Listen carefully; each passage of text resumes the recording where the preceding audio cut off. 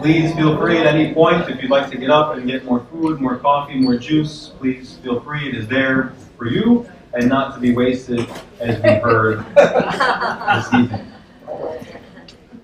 I would like to start off by introducing our speaker tonight, Dr. George Nassos. He's the principal of George P. Nassos and Associates. It's a consulting company focusing on environmental sustainability and renewable energy. He's also president of Sustainable Energy Systems, marketing a new on-site waste-to-energy technology. For 14 years, he was industry associate professor and the director of the Master's in Environmental Management and Sustainability program at Illinois Institute of Technology's Graduate Business School until he retired in 2011. He has been teaching the Sustainability Capstone course since 1997, and as a result, he has over 300 graduates, disciples, preaching the environmental and social sustainability worldwide. Research for the capstone course resulted in the writing of a textbook, Practical Sustainability Strategies, How to Gain a Competitive Advantage, published by John Wiley & Son.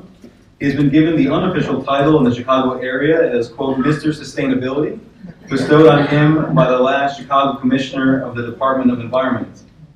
Prior to academia, he worked 15 years for chemical waste management, developing unique treatment and disposal technologies, including fuel pellets for non-recyclable waste, and 16 years for International Minerals and Chemical Corp. In various managerial positions, he lasted 4 years as the managing director of the company's German and Dutch subsidiaries.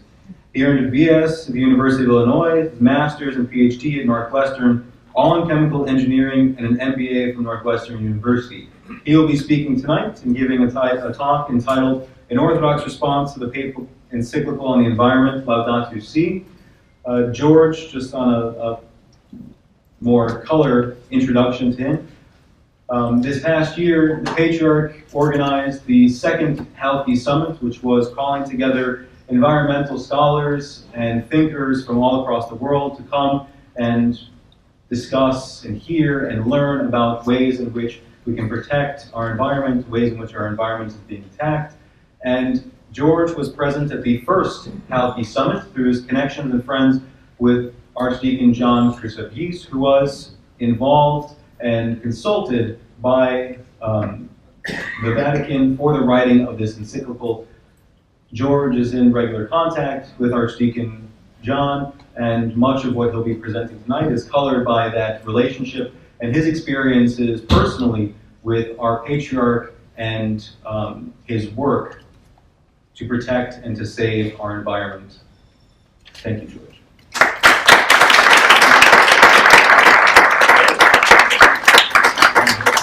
Thank you, Father Panayotti, and welcome, and happy to see all of you come out here to participate in the first environmental vespers we've had at St. Peter and Paul. I'm going to talk about, first of all, let me say we have a lot of problems in this world. We have problems in Syria with ISIS. We have problems here in the U.S. with police and race relations. We have problems in Greece with their financial situation. But all of these problems affect a small number of people relative to the global population. The environmental problems affects everybody, every living creature on this earth. So it's a bigger problem. We are reminded when we recite the creed, I believe in one God, Father Almighty, maker of heaven and earth. And God created the earth, and it's our obligation to protect God's gift. The unfortunate thing is we're doing a bad job. As an example, one of the biggest issues, or I consider 4 major issues. One is water. There's a lot of water on this earth, if you look at a globe. However, only 0.01% of that water is fresh water and available for us to use. And 60% of that is for agricultural use, 30% for industrial, and 10% for human consumption. So of all the water on Earth, only 0.01% is available to us. second issue, and everybody reads about it, is climate change. This has been getting worse all the time. James Hansen, the top climatologist in the US, a number of years ago said we cannot go over 350 parts per million. We're already over 400. And it's continuing to go up. Consumption of our natural resources is another problem. We are consuming our natural resources at such a rate that today we are consuming 50% more than the Earth is able to provide us. So we are using 1.5 Earths, and it's going to continue to get worse. And something that affects all of these problems is population growth. At the time of Christ, there was about 150 million people on this earth, and it took another 1,860 years to get to 1 billion. And we've all been on this earth an infinitesimal small period of time since the beginning of man. But just in my lifetime, our population has gone from 2 billion to close to 8 billion. And it's growing at 10 million people every 6 weeks.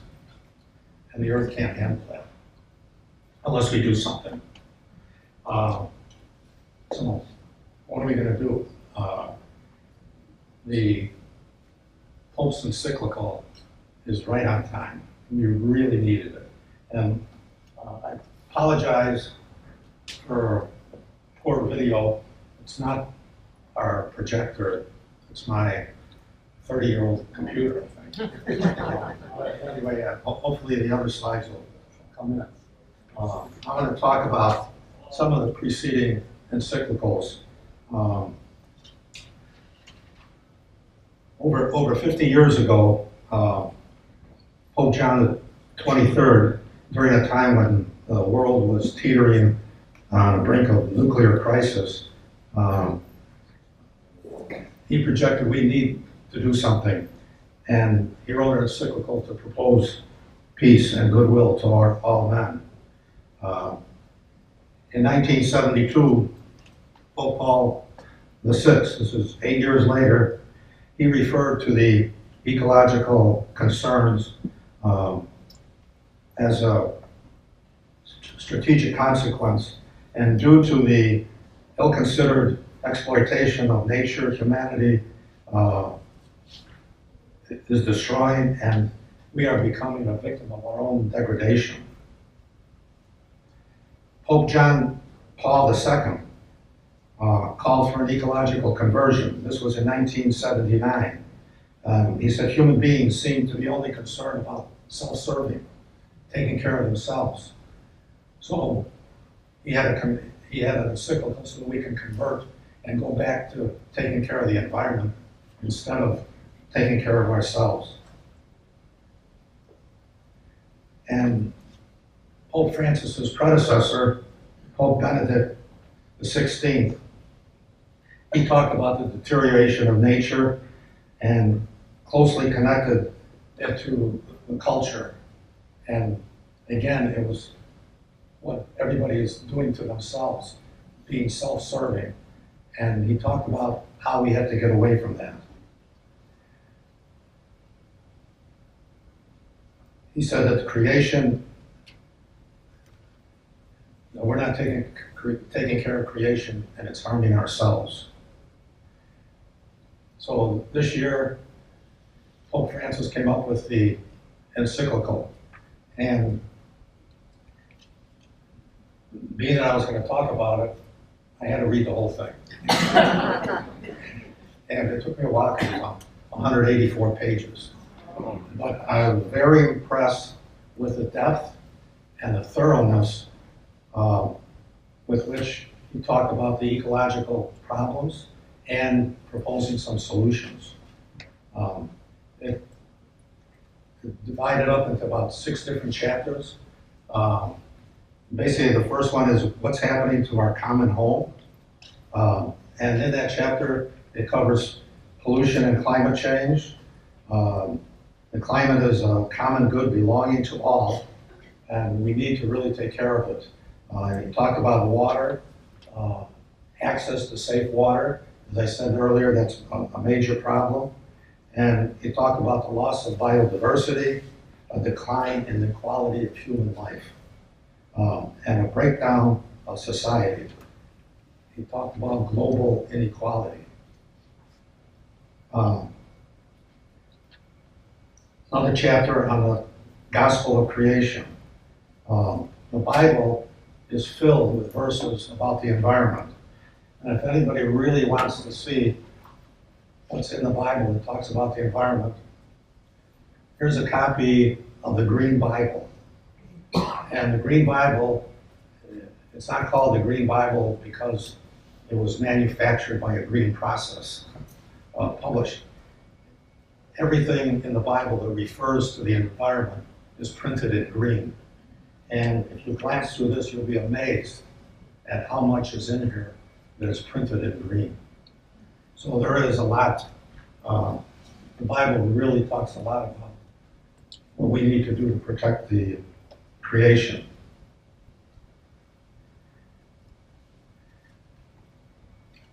Before you come up with a solution to this problem, you have to define what are the problems. And this chapter covered all the problems leading to the environmental concerns. And this is technology, globalization, and anthropocentrism, meaning taking care of ourselves being more important than anything else. That's one of the problems. Another chapter on integral ecology. Here he talks about in the environment, social aspects, and economics. And it was interesting when reading about those three topics. Those are the three components of sustainability, sustainable development. Environmental integrity, social equity, and economic viability. Some people call it the 3 Ps: planet, profit, and people. And this is covered in that chapter. Then he talks about lines of approach and action. A world problem needs dialogue. And we've had dialogue among all the nations. 200 some nations met in 1992 in Rio. And that was one of the first conferences, world conferences. And in 92, he said we need to do something about the environment, particularly about climate change. And they're going to propose a solution, how we're going to get there, in 1997, 5 years later, when they met in Kyoto. And this was the Kyoto Protocol. And the Kyoto Protocol outlined targets. What are we going to do in 5 years? What are we going to do in 10 years, 15, 20, and so on? And as an example, they said in 15 years, we need to reduce carbon emissions by 5%. Just 5% in 15 years. And that was 3 years ago, 2012. Guess what we did? We increased by 58. And only one country in the world met its targets. And you could probably guess what it was Germany. So not only do we need to have more dialogue among the nations, but we need to do it among the religions. And his last chapter, he talks about ecological education and spirituality. We need to accept a new lifestyle. A lifestyle where we're not only taking care of ourselves, but taking care of everybody else, the whole world. We must educate for the covenant between humanity and the environment. And hopefully this could lead to joy and peace. So this is what the Catholic religion is doing. It may have done more, it may be doing more, and I may not be aware of it, but this encyclical came at the right time. Of course, it would have been nice if we did everything 20, 30 years ago, but it's never too late. So now I'd like to talk about the Orthodox perspective, Eastern Orthodox concern for the environment.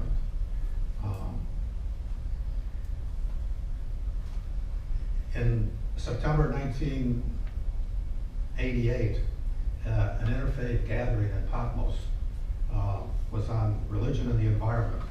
And Prince Philip, Duke of Edinburgh, who at the time was the international chairman of the World Wildlife Fund for Nature, suggested to Patriarch Demetrius to create a day of prayer for the care of the environment. And in 1989 was the day of prayer. This is when it was created. It has been emphasized considerably more since 1991, when Patriarch Bartholomew, who was really concerned about the environment, and every year he's been emphasizing it. And what has Patriarch Bartholomew been doing? Well, in 1995, he had his first symposium, first of 8 symposia on water. And this one was on the Aegean Sea and into the Eastern Mediterranean. And there were 200 scientists, educators, religious leaders. And the concern here was the world's water and pollution of water. So the symposium was on the Mediterranean. In 1997 was a second one, the Baltic Sea in crisis. 75 people were on this one, and they visited all the countries surrounding the Black Sea: Bulgaria, Romania, Turkey, Georgia, a couple others that I don't know my geography that well, who's on the Baltic Sea. In 1997, in Santa Barbara, at the Greek Orthodox Church, St. Barbara, Patriarch Bartholomew gave a very important talk. And in that talk is when he said that anybody that causes harm to the environment is committing a sin. So you do something bad to the environment, and you are committing a sin. Here's some more. In 1999, the third symposium on water, River of Life. This was down the Danube. It started in Passau, Germany, and they traveled to the delta of the Black Sea. And the focus here was the ecological impact of war, urban development, industrialization, shipping, and agriculture. 3 years later, on the Adriatic Sea, a sea at risk and a unity of purpose. This symposium started in Durrës, Albania, and ended up in Venice, Italy. And this was to cultivate particular ecological principles and values of affluent countries and advanced economies, but also for the well-being of recovering countries. Then he went to the Baltic Sea. This started in Gdansk, Poland, and went up through Helsinki and ended up in Stockholm. The Baltic Sea borders 9 countries, and what they did is they were looking at all the impacts of how these 9 countries are polluting the Baltic Sea, and what do we do about it?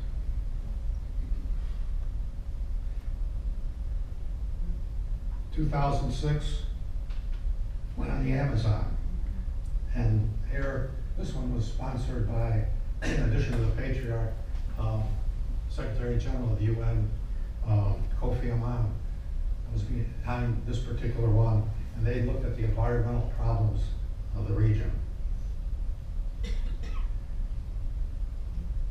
Symposium 7 was in the Arctic. 75 people attended this, and their concern here was the suffering of indigenous people, the fragility of sea ice, and the encroachment of oil production up in the Arctic. His last symposium was here in the US on the Mississippi. The ship started up in Minnesota, went down the Mississippi, ended in New Orleans, but the patriarch was only at the symposium in New Orleans. And this was right after Katrina, and so the big concern here, what are we going to do about Katrina? All 8 of these symposia were organized by a woman by the name of Maria Beckett, a real pioneer. She headed up RSC, Religion, Science, and Environment, a foundation that allowed for all these symposia. She passed away a number of years ago, and the next environmental conference, as Father Panayotti mentioned, was in Halki. And this was on a conversation of environment, ethics, and innovation. And I had the honor of being invited to it. But to give you an idea of the kind of people that were there, the keynote address in the seminary in Halki was given by James Hansen. He is, I mentioned his name earlier, the top climatologist in the United States. And then there were 3 sessions, each chaired by people like Jane Goodall, Bill McKibben, Gary Hirschberg. And the concluding topic was by Amory Lovins, who's head of Rocky Mountain Institute, probably one of the most brilliant men I've ever met. So I was really fortunate to be able to attend this conference. And earlier this year was Halki 2. This was on environment, literature, and the arts. And some of my friends asked me, did you go to it? And I said, no, I didn't. Why not? Well, first of all, one reason is I'm not into art and culture. But a bigger reason is I wasn't invited. So that's why I didn't go. But what is the encyclical, papal encyclical, and all the work that Patriarch Bartholomew is doing, what is this leading to? Besides the protection of the environment, it's a communion of 2 Christian religions. And let me talk about how this really got started. In 1965, Pope Paul VI and Patriarch Athenagoras met, and this was the first time in 500 years that a patriarch of our church and a pope ever met or even communicated. The first time in 500 years. And this is known as the lifting of the anathemas, meaning eliminating the curse of the excommunication of 1054. In March of 2013, at the inauguration of Pope Francis, Patriarch Bartholomew was invited. The first time ever that a patriarch was invited to a pope's inauguration at the inaugural mass, and included Patriarch Bartholomew read the gospel at that mass.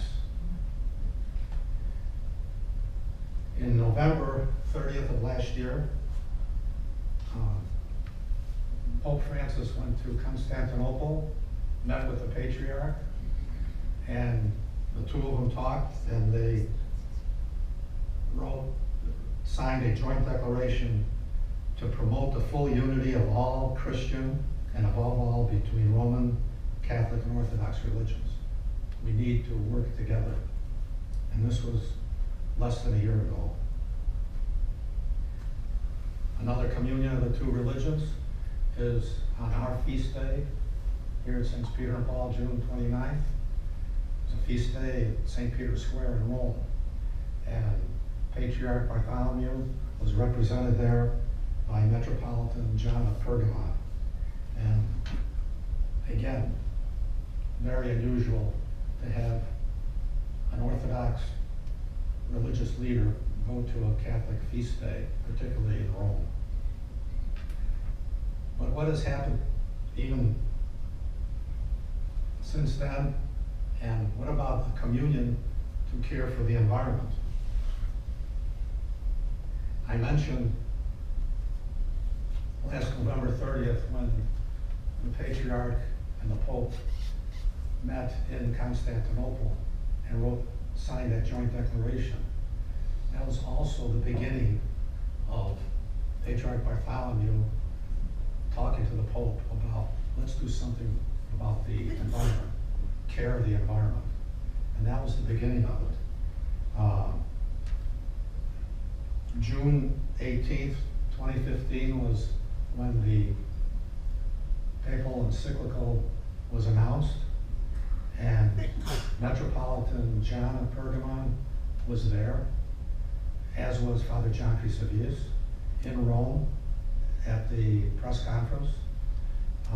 And in fact, I couldn't help but read some reports about the encyclical in The Guardian and the New York Times.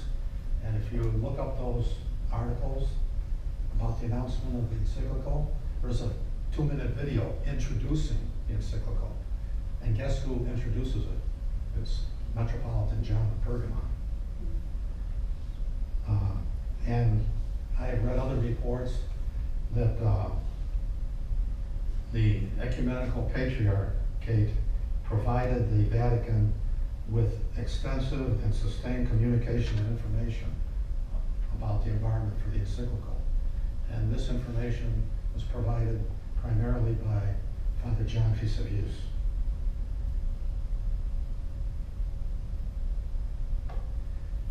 And more recently, on August 6th, the Pope sent out another encyclical or a letter to all the bishops and said that we must have a day of prayer for the care of creation, and we will do it on the same day as the Orthodox Church. And we hope that this will pass on to all the other Christian religions too. So what is happening here between the Catholic Church and the Orthodox Church is we're coming together on certain issues. One of which, and I consider one of the most important, is care of the environment. We need to do more, and we're working together. But the problem is, why are we not doing enough? First of all, the countries need to do something. And as I mentioned earlier, with respect to climate change, we're not doing enough. At 5% reduction in 15 years, we went up 58%. And it's getting worse. And the problem with climate change and carbon emissions, once that carbon dioxide is in the atmosphere, you can't get rid of it. It'll be there. If we stop today emitting no carbon dioxide in the atmosphere, what's there now will be there for the next 75 years. So we really need to take action. The countries are not doing enough. We read about how President Obama now wants to take the lead in establishing regulations to reduce carbon emissions. That's great, but we need to see action. You know, nothing has happened, like I said, since '97. If anybody knows anything about that Kyoto Protocol of 1997, it was ratified by 220 out of 221 countries. One country did not ratify, and that was the US. So we have a ways to go. What about corporations? Corporations need to do something about protecting the environment. But the unfortunate thing, most corporations they look at what they need to do for their stakeholders. And one of their stakeholders is their shareholders. So they look for making a profit for the next quarter. Reducing your impact on the environment is a long-term strategy. You're talking about 1, 2, 3, 5 years, and they don't look that far ahead. lot of strategies that corporations can use. And as Father Panagiotti said, I wrote a book on various strategies where you can gain a competitive advantage, improve your financial performance without having a negative impact on the environment. The unfortunate thing, it's not a sudden thing. It takes time, and many companies don't want to take the time. So if countries can't do anything, corporations aren't doing anything, what about you and me as individuals? We can, but we're not doing enough. And people that aren't doing anything, I put in 4 different categories. First of all, you have the non-believers. The people who don't believe there's climate change, don't believe we have a problem with water, just don't believe it, so they're not going to do anything. Then we have people who say, don't worry about it. The markets will take care of it. If we have a problem, the markets will adjust and they'll take care of it. Well, that's not going to happen. And then there are people who say, what difference does it make if I do something? What impact am I going to have on improving the environment? I'm going to have to change my lifestyle. I'm going to have to sacrifice. And if I'm one of the few doing it, what difference does it make? So why bother? And then there are the worst group who says, it's not going to have any effect on me, so why should I work? A couple of years ago, I gave a talk at a large law firm in Chicago, Lunch and Learn. And I talked about the environmental problems and so on, and at the end, one attorney asked me, all these bad things that you're talking about, when are they going to happen? I said, I don't know. Maybe 20 years, 30 years, 50 years? And he went, boy, I'm not going to be around, what do I care? And as politely as possible, I try to lay into him.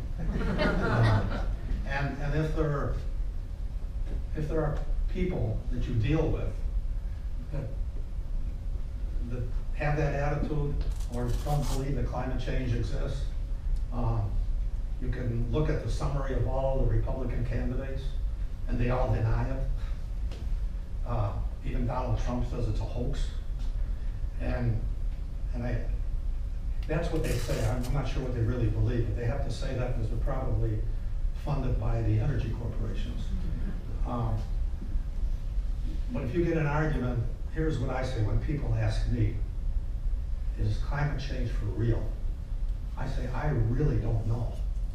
I go by what I read by scientists. But here's my position. I assume it is real. And we need to do what's necessary, and that is reduce the emission of carbon dioxide, lessen the use of fossil fuels, use more renewable energy, institute a carbon tax, do all the things we need to reduce carbon emissions. And if 30, 40 years from now, I find out, or I won't be wrong, but we find out that we were wrong, what are the consequences? We spent more money than we should have, we developed technologies we didn't have to, maybe we put some coal miners out of work. We caused some problems. Take the other side. Let's assume that climate change doesn't exist. And so we do nothing. And 30, 40 years ago, we find out we were wrong. What are the consequences? They're catastrophic. So you decide which way you want to go. So that's the kind of argument you need to give. And we need to start right away. And I'm very, very encouraged by Pope Francis and what he's trying to do, working with Patriarch Bartholomew. And it's not going to stop between these two religions. It's going to carry on to more Christian religions and hopefully to everybody else in the world, because we really need to do something about protecting the environment.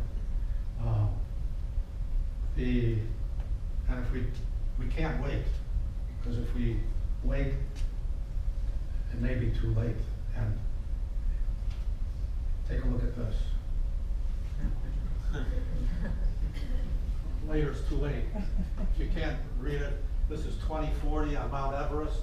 We finally have a binding international agreement to control greenhouse gases. Yeah, they're on our heart.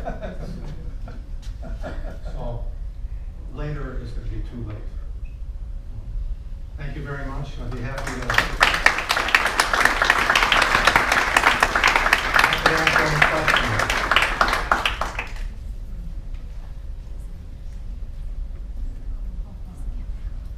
Anybody? Yeah, I have a question. For the Kyoto Accord, how many of those 220 countries are following through with what they had proposed or what they signed? I'm just curious, if you know, I don't know. Well, many of them tried. As I indicated, after 15 years, the only one who met the goals that they established was Germany. No other country met their goals that they tried. I have to say that 2 countries that did not participate in the Kyoto Protocol and were not bound by it were China and India.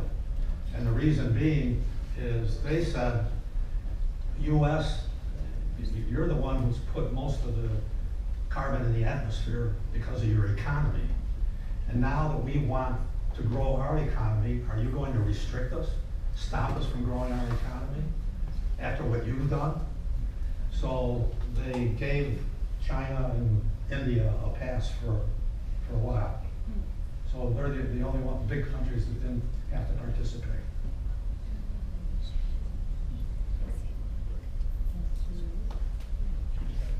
Is auto emission doing anything, those places where we take our car for auto emission testing, is that something that's standard all over the US? Or is it just in Illinois?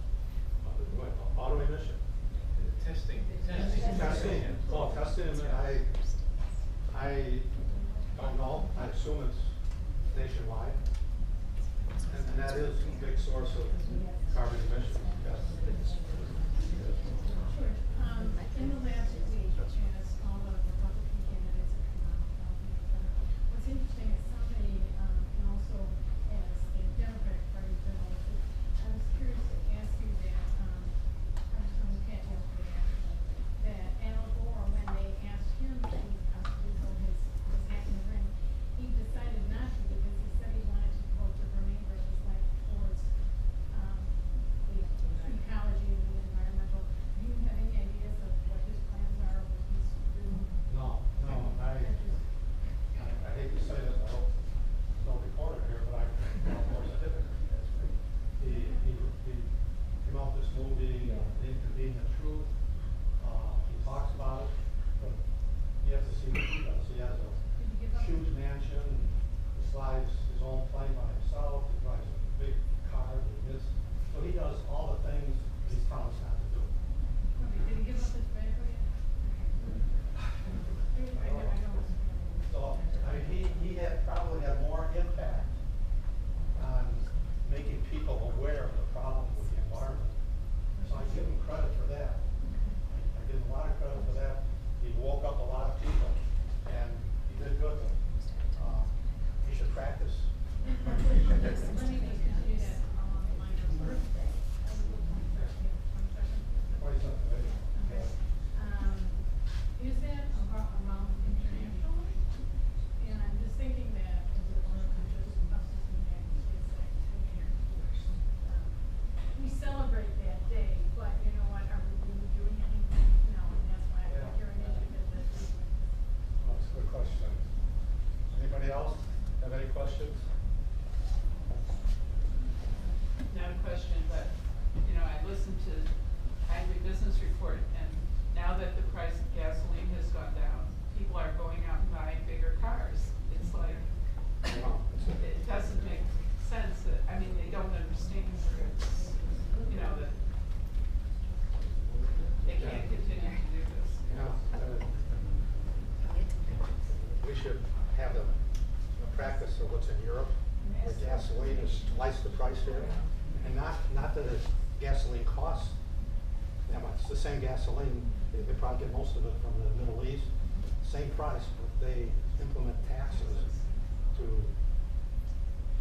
get the people to drive less. And you know, you go to Europe, you see, $5 a gallon. yeah, well, even more, $7, $8 $8 a gallon, and all their cars are small. But they have mass transportation too, so you Yeah. depend on. Right, we, You leave your car at home. right.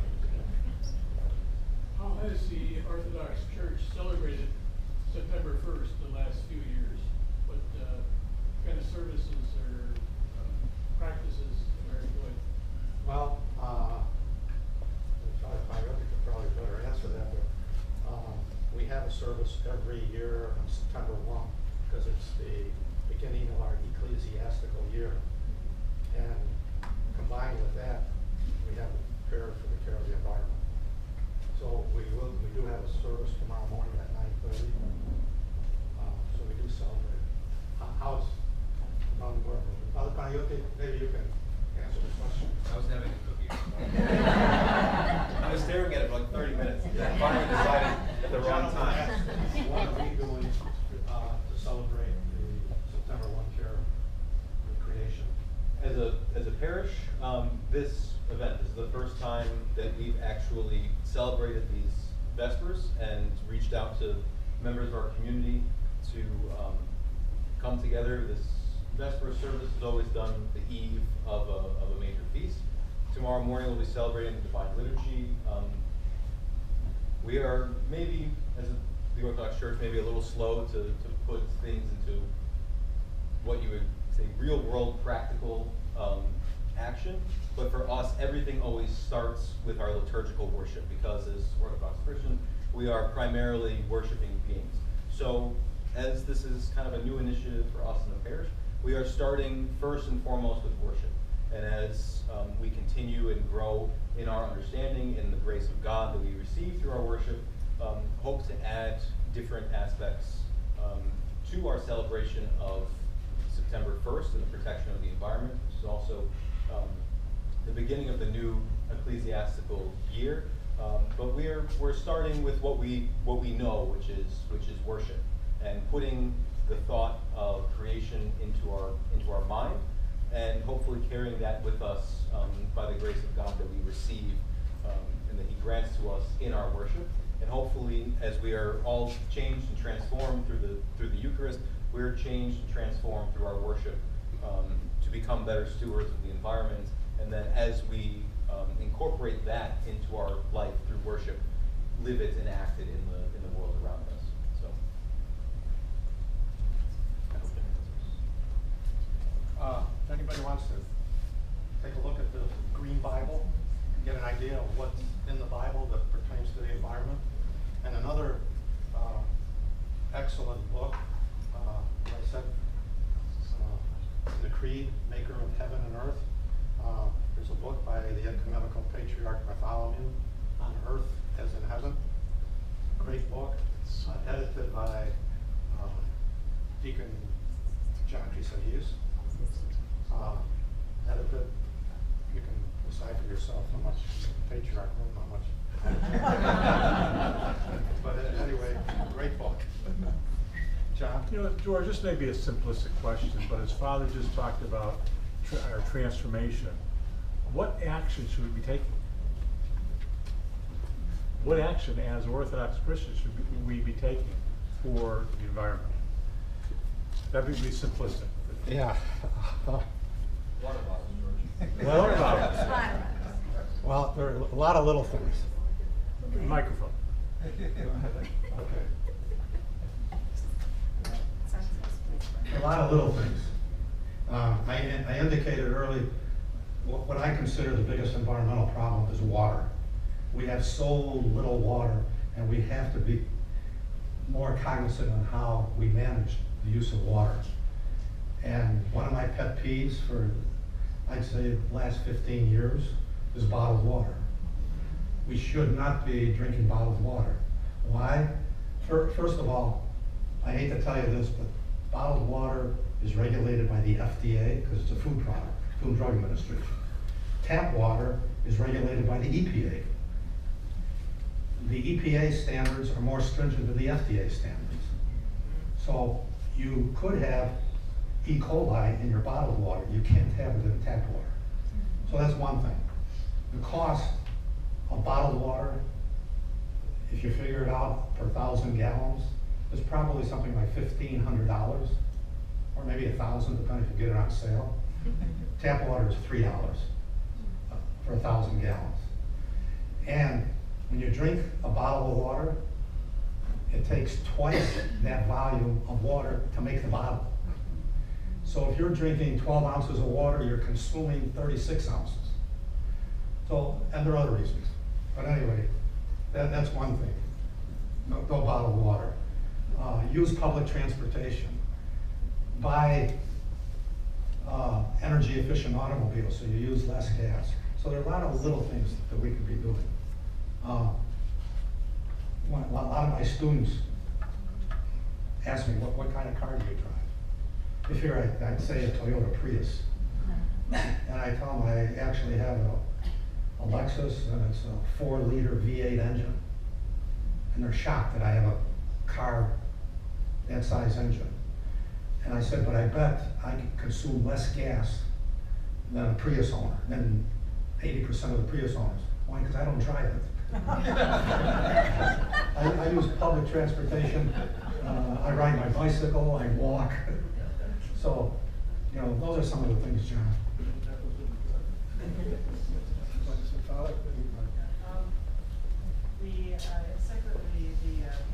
The statement by Patriarch Bartholomew, you mentioned asceticism. And I think that's a very important thing, because I think in the past we had more in common with Catholic practice in terms of fasting, which I think in modern times is sort of become much more voluntary and much more reduced in Catholic practice. But what is, since you're an expert in sustainability, what impact does, if you have a large group of people fast, not eating meat, not drinking milk, not eating cheese, what sort of impact does that have environmentally?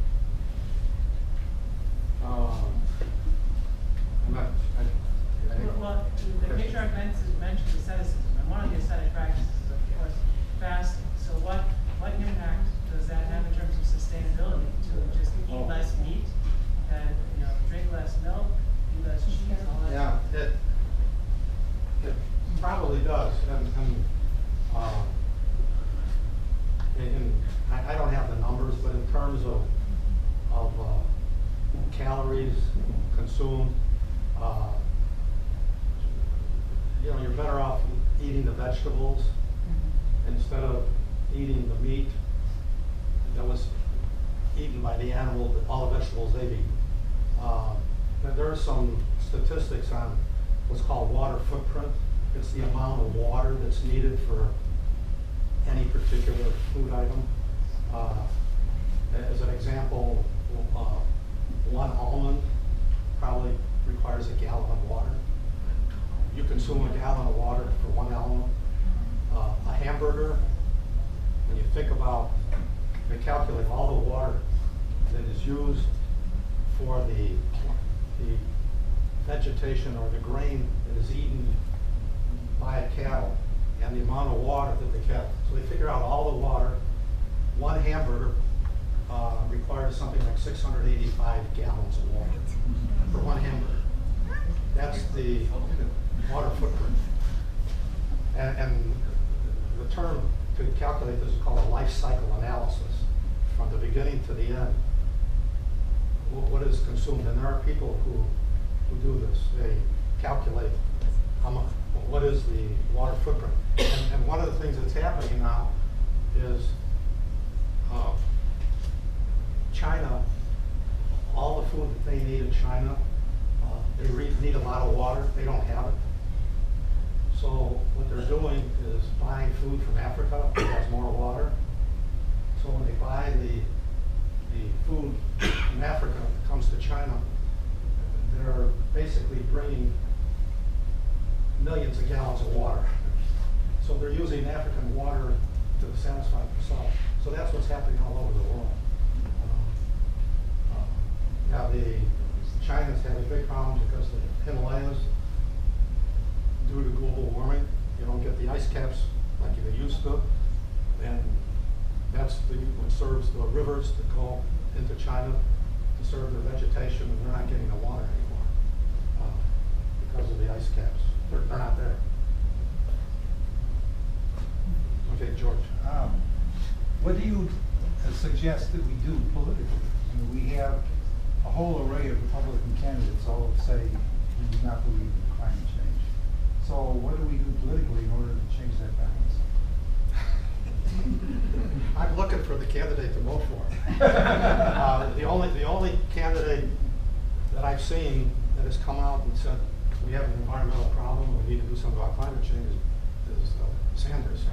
But he has other problems. So I don't know. I don't know who I vote for today. Hal, Suggestion for faith in place, where people caring for the earth. So, another way to take action now here in the state of Illinois is by signing this petition to go out to inspire legislators, letting them know that we need free jobs, clean air here in the state of Illinois. And not only that, we have an array of programs that we can place, everything to energy and climate change, sustainable food and land use, water preservation, advocacy, and helping green teams and ministries grow and learn. We have an array of toolkits and literature at Faith in Place statewide. So I ask you after we talk today to come to our table, learn more about what we're doing, and that's another way to get connected. So we have various partners here as well. We would love to connect you to that as well. Thank you. repeat the question? What was the question? To do with faith in place. Where did we purchase the two books you were telling us about? Do they have them here at church? I'll show you the books. Best bet is Amazon.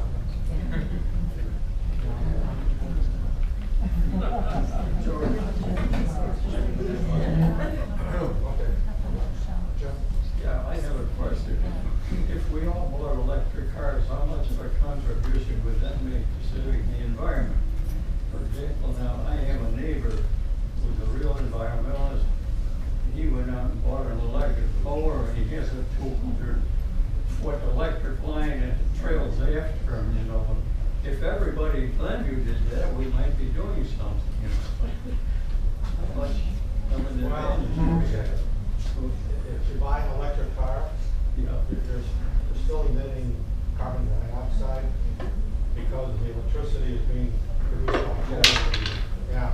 So if you can charge your batteries with solar energy or wind energy, then you're doing the right thing. But I don't know how you're going to do that around here.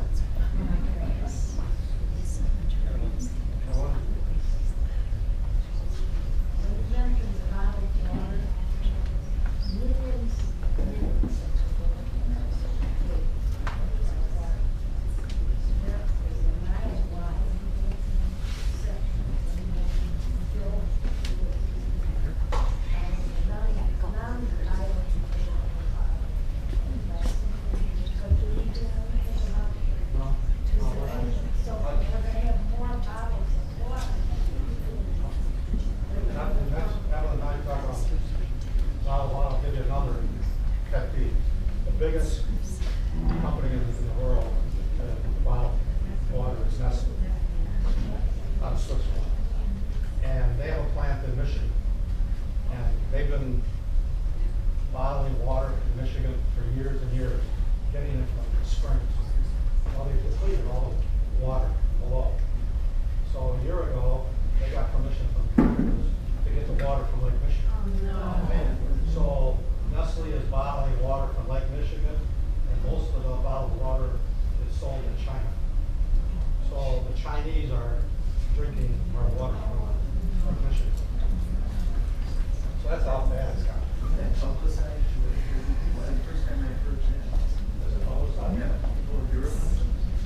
Oh, you're not even trying to make it. Because those are Congress, our president allows that. All I have to say is the I just read books. So I saw. Well, I want to thank you all for joining us tonight, and thank you, George, for your presentation. Thank you all. Thank you you all for your questions, your prayers, and your ongoing concern for our environment, which is an issue, like I said earlier upstairs, an issue that can unite the entire Christian world and all humanity, as we are all stewards of God's creation. God bless you. Have a safe drive home. And